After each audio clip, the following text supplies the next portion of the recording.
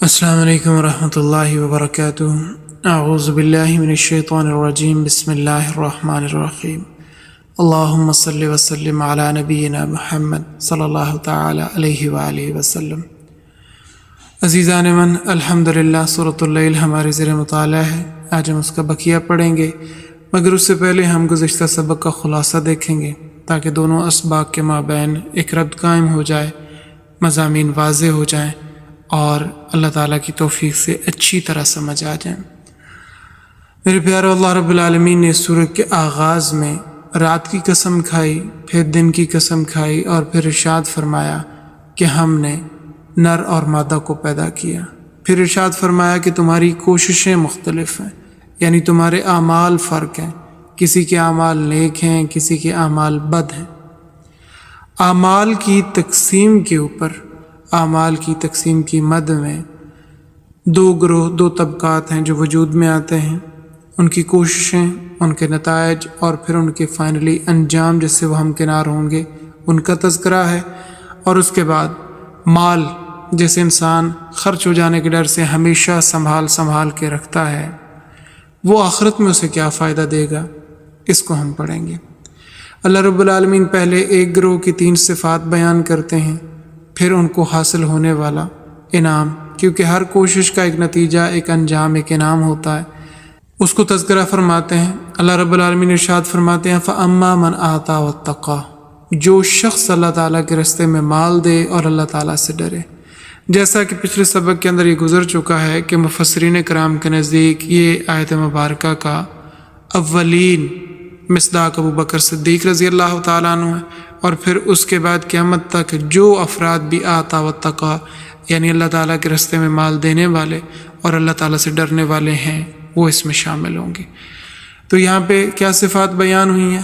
پہلی صفت ہے فَأَمَّا مَنْ آتَى، جو شخص اللہ تعالیٰ کے راستے میں مال خرچ کرے، واتقا، اور پھر اللہ تعالیٰ سے ڈرے، وصدق بالحسنى، اور سب سے اچھی بات کی تصدیق کرے۔ سب سے اچھی بات سے مراد دین اسلام ہے۔ اب ایک شخص عمر بھر ان 3 اصولوں کے ساتھ زندگی بسر کرتا ہے، دین اسلام کی تصدیق کرتا ہے، اپنا مال اللہ تعالیٰ کے راستے میں خرچ کرتا ہے اور اللہ تعالیٰ سے ڈرتا ہے، تو اس کے لیے جنت کا وعدہ ہے۔ اس کے مد مقابل جو دوسرا گروہ ہے وہ کیا کرتے ہیں؟ وَأَمَّا مَنْ بَخِلَ وَاسْتَغْنَى، اور جو شخص بخل کرتا ہے، یعنی اپنے مال کو روک کے رکھتا ہے، اللہ تعالیٰ کے راستے میں خرچ نہیں کرتا یا اتنا خرچ نہیں کرتا جتنا خرچ کرنا چاہیے، واستغنا، اور بے پرواہ ہے، اللہ تعالیٰ سے ڈرتا نہیں ہے، وکذب بالحسنی، اور سب سے اچھی بات کی تکذیب کرتا ہے، جھٹلاتا ہے، یعنی دین اسلام کو جھٹلاتا ہے، فسنیسرہ للعسرى، ہم اس کو ایسا سامان دے دیتے ہیں جو مشکل اور تکلیف دہ چیز کے لیے ہے۔ عزیزان من، جو پہلی 3 صفات بیان ہوئی ہیں، اللہ تعالیٰ سے ڈرنا، اس کے راستے میں مال خرچ کرنا اور دین حق یعنی دین اسلام کی تائید کرنا، تصدیق کرنا، اس کے نتیجے میں انسان کو اللہ تعالیٰ ایسی طبیعت عطا فرمائیں گے جس کو شریعت کے اوپر چلنا بہت آسان ہوگا، اس کے لیے مشکلات نہیں ہوں گی، اور فائنلی کس انجام سے ہمکنار ہوگا؟ اللہ تعالیٰ اسے دارالسلام یعنی جنت کے اندر داخل فرمائیں گے، جہاں ہمیشہ کی نعمتیں اس کے لیے موجود ہوں گی، نہ وہ نعمتیں ختم ہوں گی، نہ اسے چھنیں گی، نہ اسے کوئی روکے گا، نہ اسے کوئی منع کرے گا، نہ وہاں موت آئے گی، نہ بیماری آئے گی، نہ بڑھاپا آئے گا، اور سب سے بڑھ کر اللہ رب العالمین کی رضا نصیب ہوگی۔ اور دوسرا گروہ وہ کیا اعمال کر رہا ہے؟ وہ اللہ تعالیٰ سے ڈرتا نہیں ہے، اللہ تعالیٰ کے راستے میں اپنے مال کو خرچ نہیں کرتا، یا خرچ کرتا ہے تو اتنا خرچ نہیں کرتا جتنا کرنے کا حکم ہے، اور تیسری چیز یہ ہے کہ دین اسلام کی تکذیب کرتا ہے۔ ان کا انجام کیا ہوگا؟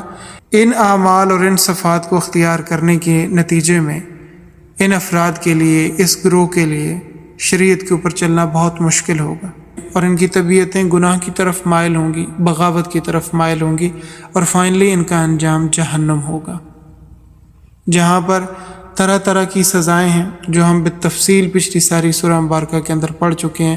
وہاں پہ ان کا کھانا بھی سزا ہے، وہاں پہ ان کا رہنا بھی سزا ہے، وہاں پہ ان کا ایک ایک لمحہ عذاب میں مبتلا ہوگا، ایک لمحے کے لیے بھی ان کو سکون میسر نہیں آئے گا۔ اللہ تعالی ہم سب کی حفاظت فرمائے۔ اللہ رب العالمین محض اپنے لطف و کرم سے ہم سب کی بے حساب بخشش اور مغفرت فرمائے، اور ہم جو زندہ ہیں ہمیں دین اسلام کے مطابق زندگی بسر کرنے کی توفیق نصیب فرمائے، اور جو ہمارے اس دنیا سے چلے گئے ہیں اللہ رب العالمین ان کی بے حساب مغفرت فرما دے، آمین یا رب العالمین۔ مال سے انسان کو بڑی محبت ہوتی ہے، ساری زندگی اس کے خرچ ہونے کے ڈر سے سنبھال کے رکھتا ہے۔ اللہ رب العالمین ارشاد فرماتے ہیں وَمَا يُغْنِي عَنْهُ مَالُهُ إِذَا تَرَدَّى۔ آج جس شخص کے پاس مال ہے وہ بخل کرتا ہے، تو جب یہ جہنم میں داخل ہوگا تو یہ مال اس کے کچھ کام نہ آئے گا۔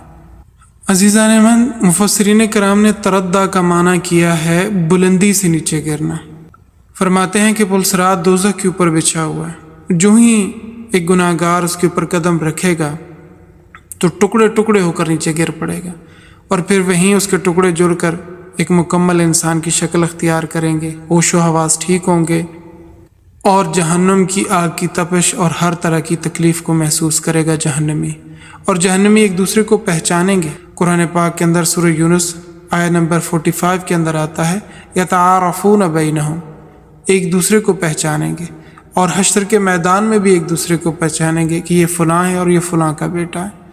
جنت میں بھی ایک دوسرے کی شناخت ہوگی، جہنم میں بھی ایک دوسرے کو پہچان لیں گے، اور ایک دوسرے کے ساتھ جھگڑا بھی کریں گے۔ جن لوگوں نے گمراہ کیا ان کے پیروکار ان کے پیچھے پڑ جائیں گے کہ تم نے ہی ہمیں گمراہ کیا، اب تم ہمیں اس سزا سے بچاؤ۔ وہ کہیں گے ہم نے تمہارے ساتھ کوئی جبر تو نہیں کیا، تم ہماری بات نہ مانتے۔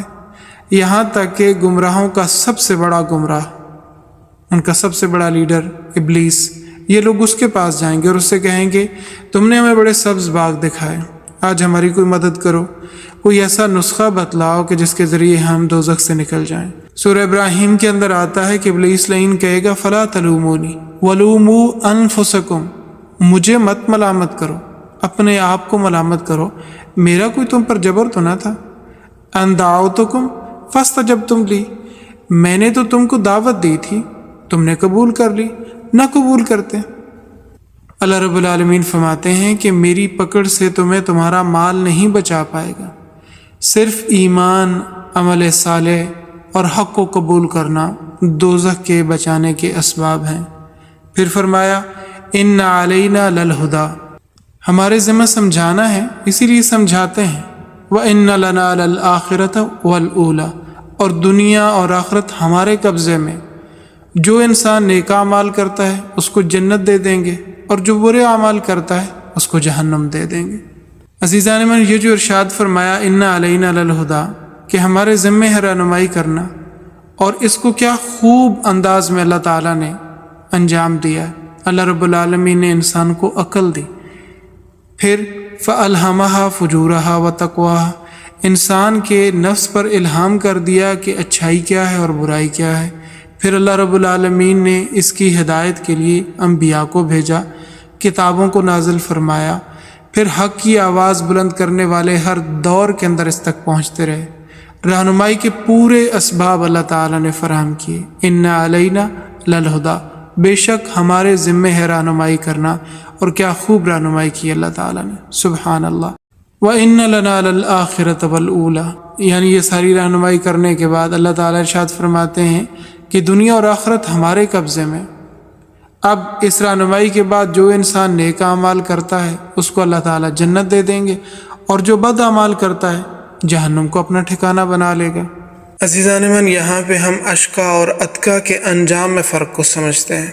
اللہ جل وعلا ارشاد فرماتے ہیں فَأَنذَرْتُكُمْ نَارًا تَلَظَّىٰ، میں نے تمہیں بھڑکنے والی آگ سے خبردار کر دیا ہے، لَا يَصْلَاهَا إِلَّا الْأَشْقَى، اس آگ کے اندر صرف بدبخت ہی داخل ہوگا۔